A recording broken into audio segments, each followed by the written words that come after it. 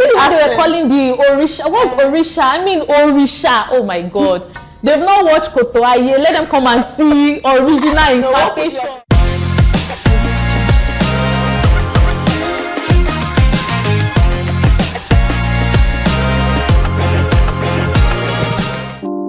6 years ago, Tomi Adeyemi wrote a book that broke bestsellers list and put Yoruba mythology on the map. A couple years later, that book is being set to be adapted for the big screen. Tomi Adeyemi co-wrote the screenplay and was set to be the executive producer.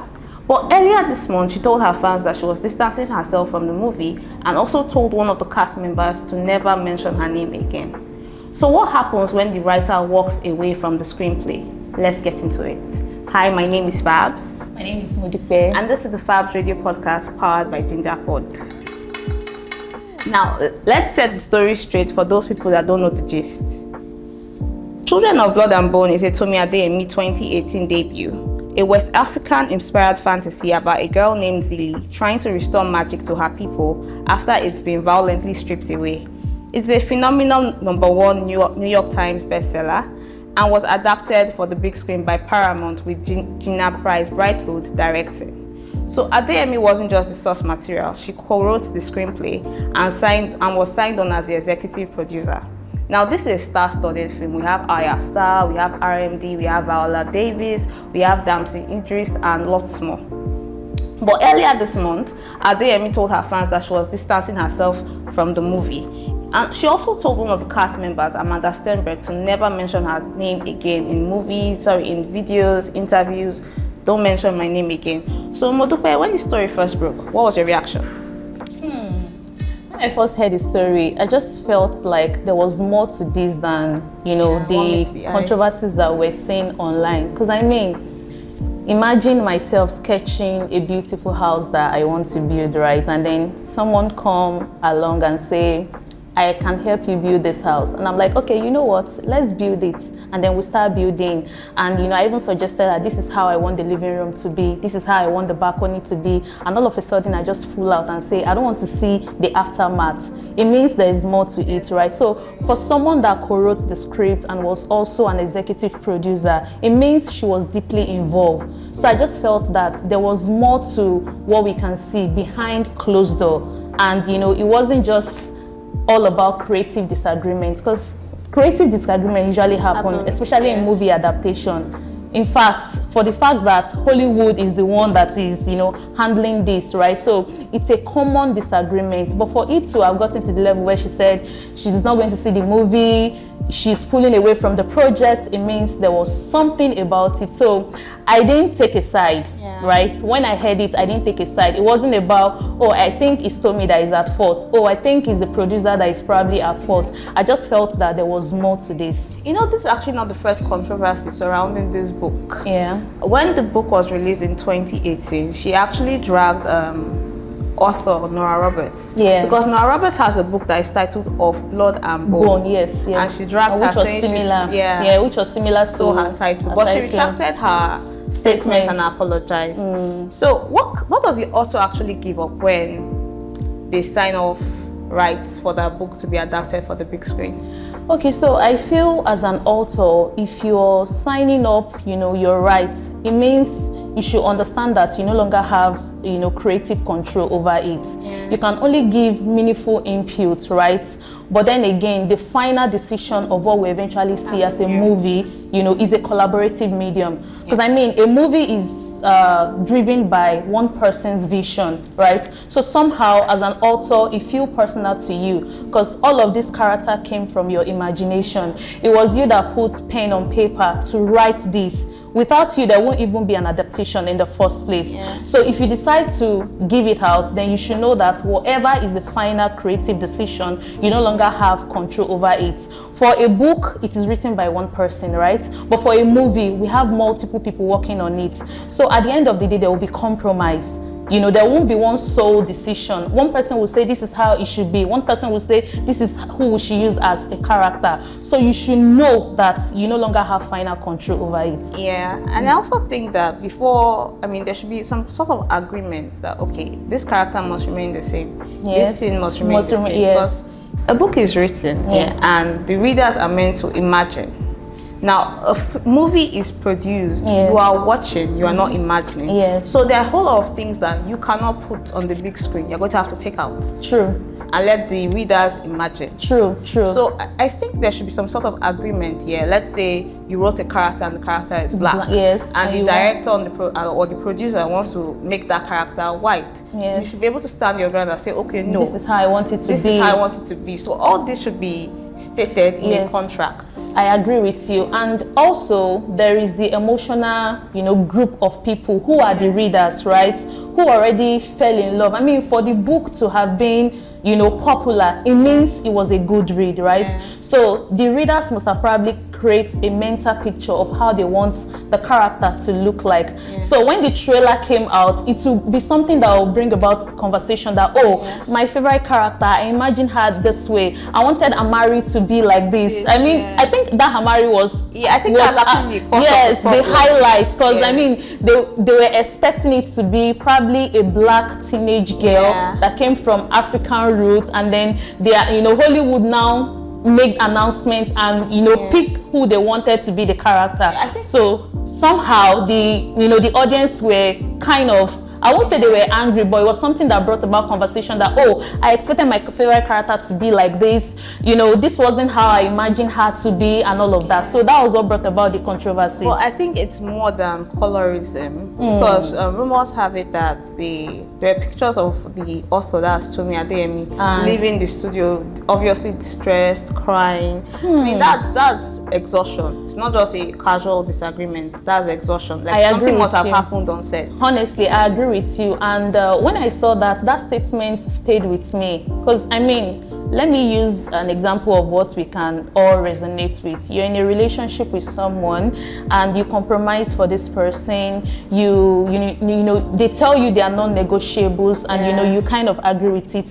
But when it comes to your own turn, they don't agree with your non-negotiables. They break boundaries whenever they want to, and you've had this conversation with them multiple times. Eventually, you will get to a place of exhaustion that you just say, you know what, I don't think I can do this anymore. So I think that was the case for Tomi. Perhaps there were conversations that has been had secretly that this is how we want it to be, right? So to me, it felt like it wasn't someone that was seeking attention. It just felt like it stemmed from someone that was tired of not being heard. Right? Because I saw a lot of comments online. People were saying perhaps she's seeking attention. To me, I'm not taking side though, but I just feel it stemmed from someone that was tired, someone that was exhausted, and emotions were already involved. So this wasn't all about disagreement anymore. It probably means, maybe agreement has been breached. It probably means how the person was treated. It probably means the relationship and all of that. So that must have probably what, made her cry and left the scene. Here's what strikes me, Okay. She was set to be the executive producer. She co-wrote the screenplay. So is it that she did not have a say at all? Because, I mean, she has some level of power to make sure things go according to what she wants. The originator of the book. Yes. So for her to have, even distanced herself and say she's not going to watch the movie, she's not going to be part of the project. I mean, cast members to never mention her name again. It's way deeper than what we imagine. I mean, a lot must have gone behind the scene that we don't know about. But now, it's so unfortunate that nobody's even taking her side, because it's like the second or third controversy surrounding this book. Yes. Adeyemi. And I feel the fact that when the trailer came outside, they used prominent characters, right? So I think people are just moving away from the author's feeling to the fact that, even if I'm a reader, I already read the book, and no matter what the controversy around this is, I've seen the trailer and I think I want to watch the movie, right? I want to see the outcome. So I think eventually when people watch it, that is when they'll be able to perhaps judge it as an adaptation or judge it as, if it's, tell the story of what exactly they read in the book. So the movie is set for release in January 2027. So do you think that this story will come back to light? I feel it will probably come back to life if the movie doesn't perform, right? So it's dependent on the outcome of the movie. if it is a good watch, trust me, all of these controversies will fade away eventually, right? So, but if it is not a good watch, that is how the adaptation will be remembered for, right? So I feel that was perhaps why the author decided to pull away. If it's a good watch, the author herself cannot, she cannot remove herself from it, because I mean, she co-wrote the script, she's the executive director. So if it is a success, she will also receive her accolades. However she say, oh, I'm not going to watch it, she will also receive her accolades. I mean, her name is there. Yeah, right? Besides, she's the one that brought the story. Exactly. So she will receive her accolades. So because it's a book, right, it will feel personal to the author. And that's her debut book. Exactly. So it would feel personal to her. So I understand probably that was why she decided to pull away. I mean, I'm hoping she'll probably come and tell us that this is what happened and, not let us be in the loop. She said she didn't want to tell the public anything, but matters were getting worse. That's why she had to tell people, see, I'm distancing myself from the movie. The cast members, don't mention my name again, don't text me, don't call me. I really want to know what happened that must have made her make that decision. And again, if the movie don't end up performing as it ought to be, right? If the author, Tomi, if she doesn't remove herself from the project, somehow she will carry the burden of the disappointment if it doesn't perform eventually. So like I said earlier, if it becomes a success, she's going to receive her flowers, of course. Yeah. So I think I'm still going back to the statement I made when I said that contracts should be signed. Proofread the contract. State what you want. Yeah. If the characters are black and you don't want it to be changed, let it be stated in the contract that the characters I envisioned are black. Honestly. Not biracial, not mixed, not Caucasians, they are black. So use blacks. Let me deviate a little bit for this book, The Secret Life of Baba Shegi's Wife. I think most of the controversies we see online were basically because of the characters that they used, right? So the readers already envisioned the character to be a certain way. So when the movie came out and then it brought about conversation that this was how I imagined her to be. Why was the first wife like this, right? So it's something that they need to have a written agreement, right? You need to know, how does my influence start, or when does my influence start and end?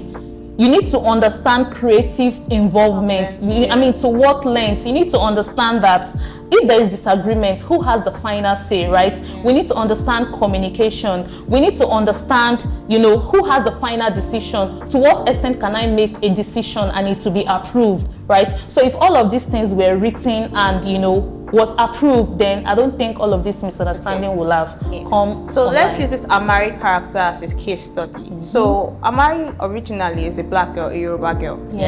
But for her character, Amanda Steinberg was cast, and Amanda Steinberg is biracial. So what do you think about the changes that have been made so far?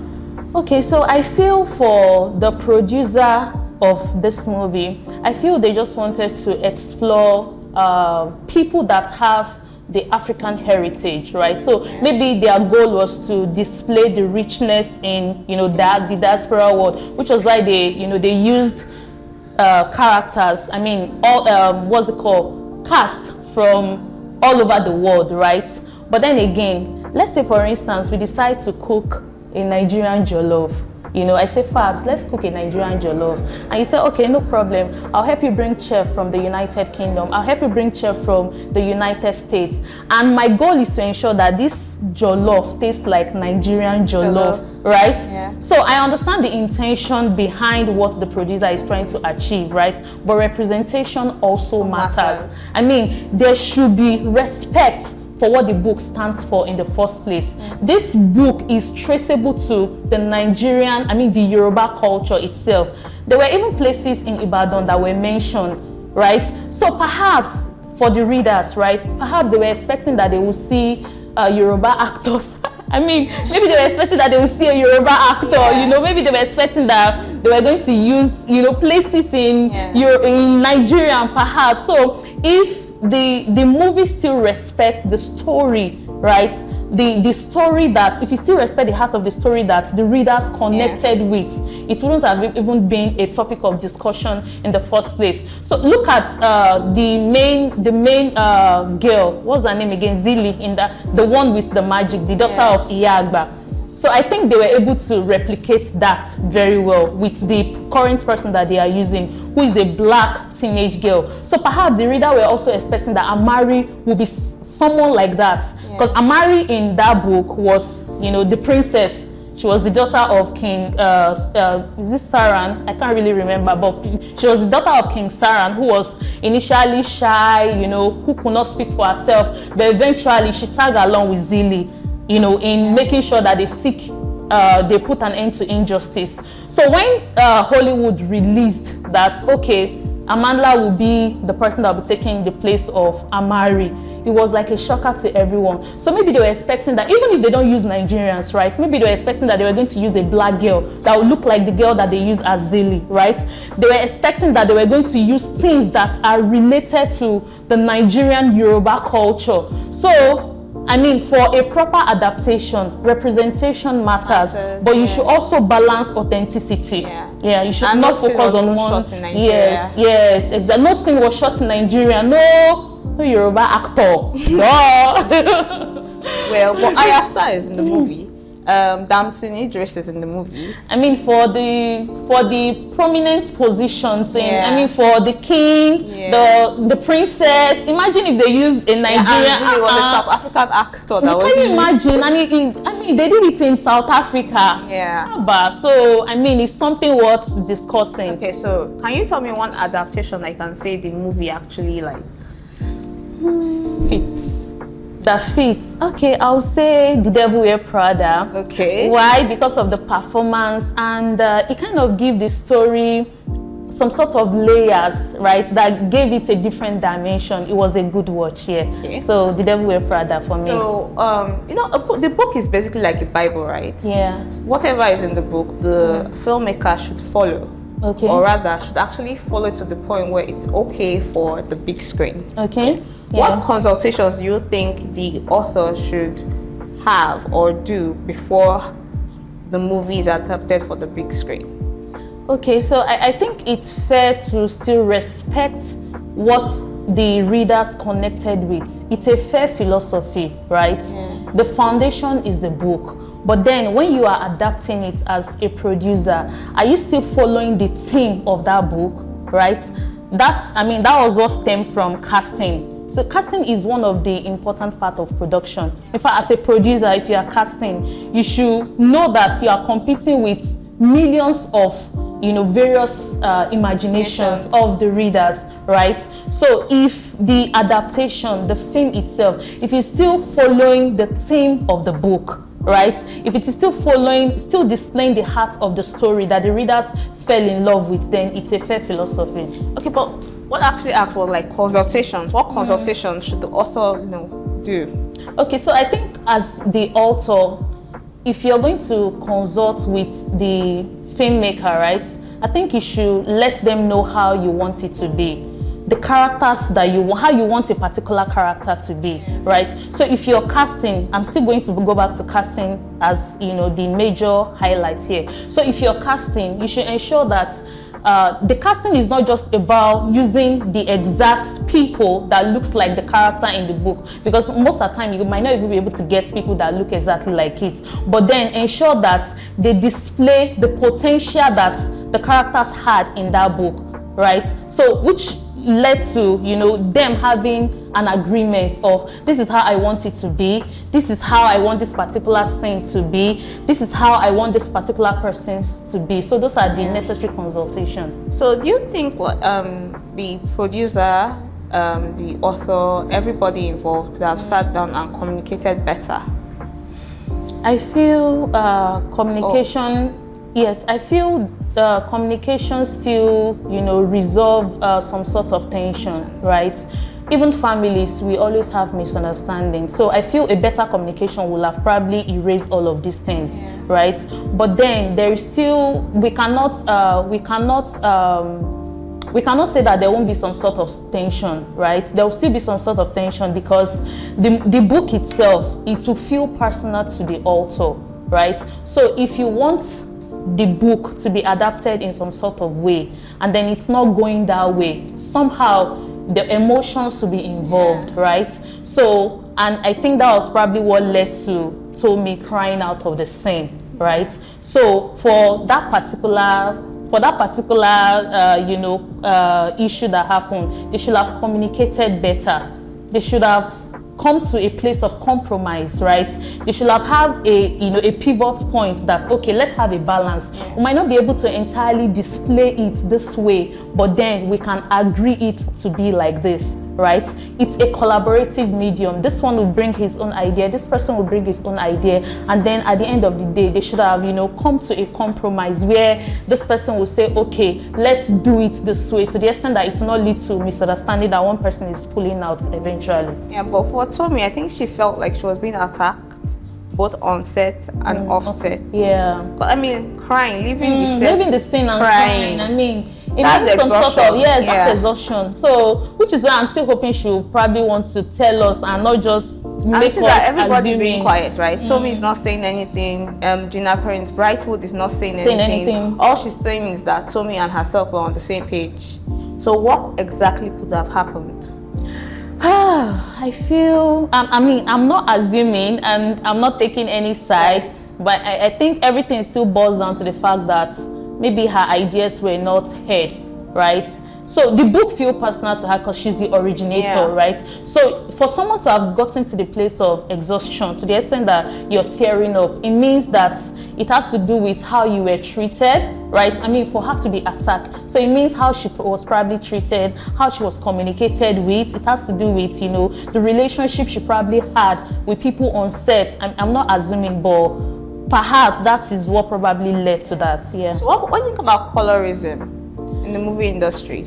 Because more often than not, we've seen where a book is written and the characters are black. But when it's being portrayed on the big screen, the characters are biracial, white, and lots more. Okay, so I'll say that adaptation, a proper adaptation, like I mentioned earlier, should balance representation and authenticity, right?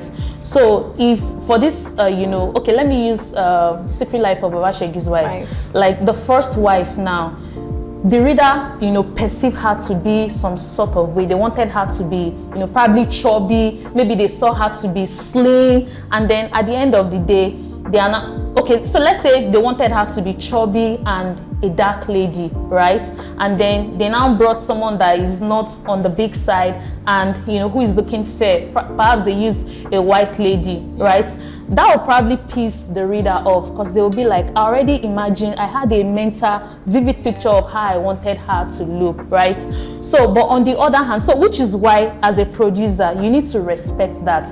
If this is what, was written in the book, I feel you should still give respect to the blueprint, which is the book, because without that book, there won't be something for you to adapt, right? I'm not saying that they should copy it page by page.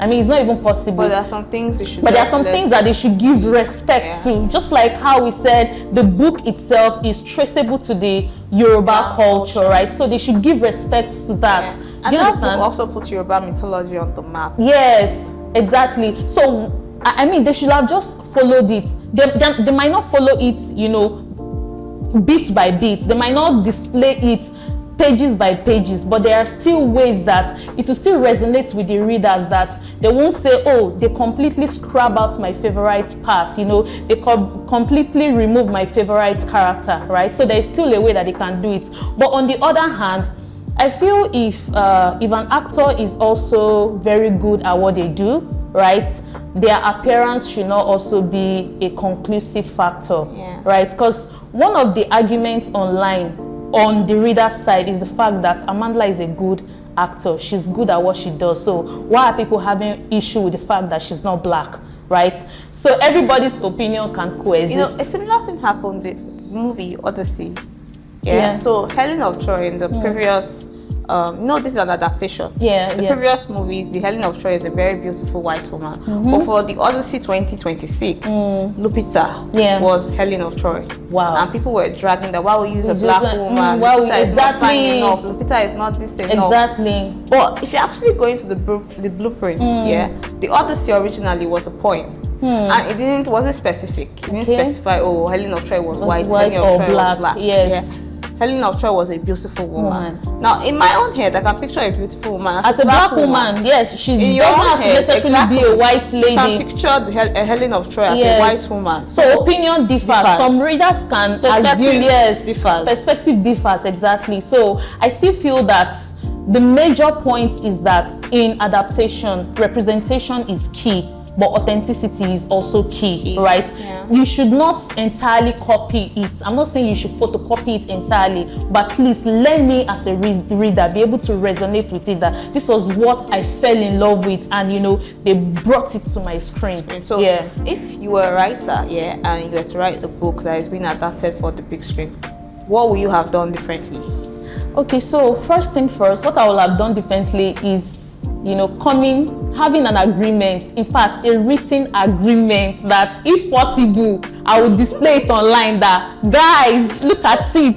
This was what we agreed on, you know, that I'll be the one to decide who to use as the cast. I'll be the one to decide where we shoot this movie, right? I'll be the one to decide, you know, communication. When there's agreement, this is who cut the shot, right? So, I mean, having an agreement, a contract that will follow suit, that if anybody breaches the contract, this is what will happen. Because I mean, if there was consequences, I mean, all of this won't have even happened. So there will be consequences. Even if I was the one that breached the contract, then let me face the consequences. Yes. So that is the major thing. I will ensure that I have a say. Because I mean, we don't know what Tomi went through for her to have written that book in the first place. You know, it was an inspiration that came from her vision, right? So there must have been something that she thought about that made her to put pen on paper to write this. So being an author, you know, I envisioned this, I imagined this, and then I put it, you know, on a paper, and then see how they are adapting it a different way. I'll feel offended somehow. So that is what I will do differently. So I'm often a writer, but this is what I will do. So I'm a writer, right? So when I put words on paper, it's my intellectual property. So, you know, there are things you can do to protect your intellectual property, but when your book is being adapted for the big screen, everything you mentioned, some parts are not realistic. Because once your book is being adapted for the big screen, it's like a big opening for you. People that have not read your book will probably watch it, go back and read it. So if you are coming with all these do's and don'ts, the producer, the director, they'll get tired. I'm like, no, don't worry, carry your book and go. True. I feel, but there are some realistic things you can do to protect your intellectual property. Like I said, contracts. There should be a contractual agreement that, if I wrote the main character to be black and I want to stand by it, do not change. Do not use someone that is not black. Do not change the race of my main character. Okay, let's say this scene, I wrote this scene like A, and A cannot work for the big screen. I will sit down with you. We both will think about how A can work for the big screen. Will agree. Not just go and put compromise. Something weird. And which is why they have to be balanced. They need to get to a pivot point where we'll say, okay, I'm not saying you should entirely follow what I say, right? This is not like a military regime where I'll say it's either this, you know, like you mentioned, if you're putting too much rules, producer will probably say, you know what, maybe you should go and adapt it, right? So both, you know, a book and a movie, they are different art form, right? So we should be able to come to a compromise and say, you know what, let there be a balance here. If I'm saying I want someone black and we can't use someone black, we can probably do it this way in a way that the reader will still resonate with it. So my own is that as long as it's my book and I'm signing off the rights for you to produce my book as a movie, every room where we're talking about my book, I will be there. Exactly. You must hear my own input. I think that's why some readers are still saying that she's dramatic. Everybody to their own opinion. She's dramatic because there's always controversy around this book. In 2018, it was Nora Roberts. Now it's with the cast of Children of Blood and Bone. It's with the director. So that's why people are saying I don't think I'll ever want to leave the room. Any decision that we are making, I am there, because without my book, there won't be an adaptation in the first place. I mean, I'm the originator. Those characters came from my imagination. That was what inspired you guys to want to adapt it, right? So I guess that was why people were saying she's too dramatic, she's seeking attention, she shouldn't have left. But I mean, at the end of the day, we cannot judge, right? We still don't know exactly what happened. Exactly, nobody was there. Nobody's saying anything. Exactly. Everybody's just hush-hush about the matter. Exactly. And one thing I also like to say is that when people hear executive producers, right, some people think that they have the final say, right? Yeah. They call the shots. So I think for this particular, controversies now, a lot of people are saying it's the executive producer that is making the final decision, which is probably why, that was what led to her saying she's not going to be part of the project. So maybe her opinion were not bought and all of that. But then again, the people that are only involved in this project can be the one to tell us if the executive producer is the one, calling the shots. Because to me, I still feel that a movie is a collaborative medium, right? So the executive producer can only say, this is how we should do it. The author too requires her own input. No matter how little it is, her own input should also be regarded, right? This person too will bring his or her own opinion. So at the end of the day, this is what will lead to the final creative decision that they will present to us. Yeah, but I've seen a couple of movies where are book adaptations and they are fire. They're actually okay. Like Dan Brown books, most of Dan Brown books have been adapted for the big screen. We have Angels and Demons, Inferno, Lost Symbol, like literally all his books are always adapted for the big screen. And it's okay, everybody's okay, there's no beef. The movie comes out, it does well, and it's okay. I mean, by the trailer, Harry Potter too, J.K. Rowling, she wrote her book, it was adapted for the big screen. Everybody watched it, in fact, it's a blockbuster movie. Yes, exactly. Everybody likes it, there's no controversy here or there. I feel that, I'm just assuming, but with the trailer that I've seen, I feel it's going to be a good watch. Because if I have not read the book before and I watch the movie, I might still go back to read the book, but I won't entirely write the movie off, right? Because I mean, from what I've been seeing online, I feel it's going to be a good watch. So I'll be judging the movie from adaptation. I won't even, involve emotion and be held bent that this was not how you guys were supposed to show it, right? So fingers crossed. I hope it will be a good watch. So you've seen, obviously you've seen the trailer. Yes, I've seen it. So who are you? Who can't you wait to see? I can't wait to see Arya Star. And I can't wait to see R&B. Okay, not her debut movie. She was in this Christmas movie. What movie was that?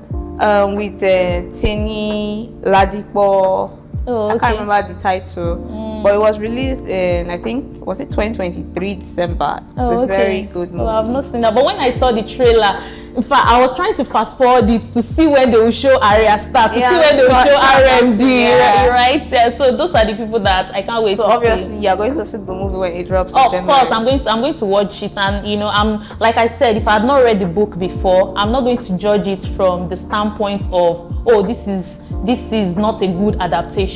I'm going to see the movie, I'm going to watch it, I'm going to enjoy it, and I'll have my perspective on how it is from how the book is. So I'm hoping it to be a good watch. Although I saw some things online that people were saying they decided to release it by January because Hollywood usually release movie that they feel will not perform very well by January. So I mean, for people that are held bent on the fact that this isn't how you guys are supposed to adapt the movie, they're already making some conclusion that this movie might not perform. But I'm hoping it to perform, regardless of the month that it was released. I'm hoping it's going to perform. I think it's just basic assumptions. It will do well. The trailer looks dope. It looks very good. Although the magic the magic is kind of funky. The magic is not magicking. It's giving all those Disney kind of magic. God bless you. Imagine if they involved, Yoruba culture. Oh my God, let them come and see real magic. Or incantations. There's no incantation. There's no incantation. Like, proper Yoruba. Imagine with that Wakanda accent. Exactly. Yes. See what they were calling the Orisha. What's Orisha? I mean Orisha. Oh my God. They've not watched Kotoaye. Let them come and see original incarnation. Wakanda accent. Ah God, that's why they needed to cast at least 1 or 2 Yoruba. Where they will say, "Timbani ki ogbogbo, Timbani ki ogbagba." Typical Yoruba accent. Yes, I didn't hear it. So I think that's also part of the reasons why Tomi is behaving the way she is. Because I mean, her reasons are valid. We are supposed to hear some incantation here. Things like that. So, but there you go. I think it will be a good watch. Fingers crossed. Yeah, fingers crossed. All right. Thank you, Modupe, for digging this with me today. Now, Children of Blood and Bone is being released in the theaters January 2027. Now, whatever side you land on, if you're on the side of the filmmaker, on the side of the author, just know you have options. Author, read the book. Filmmaker, see the movie in the theaters January 2027. I am Fabs, and this is the Fabs Radio Podcast powered by Gingerpod. That's it. See you next time.